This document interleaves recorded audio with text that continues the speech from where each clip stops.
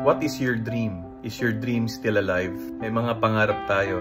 At sabi nga nila, libre lang mangarap. Pero madalas our dreams tend to fade away because of a lot of anxieties and a lot of realities that we are facing. But you know what? It's always good to hold on to a dream because a dream gives your life direction. Mas mahirap yung nagpapagod ka na pero hindi mo alam ang pupuntahan mo. Whether your dream is big or small, ang mahalaga may pangarap ka. Definitely bigger dreams take more time and effort. Yung small dreams naman can give birth to bigger dreams. But let's remember that a dream always has to be followed up by action. Pag di tayo gumalaw, hanggang pangarap na lang yan. Pero hindi rin puro galaw at galaw lang. Hindi puro action lang pero walang pangarap. Be both a dreamer and a doer. Maganda din mag-partner sa mga tao that have the same dream as you.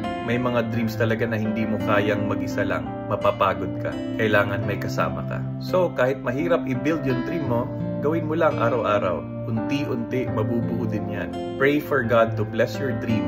And surely God will lead you to a bigger dream. Something you might not even expect.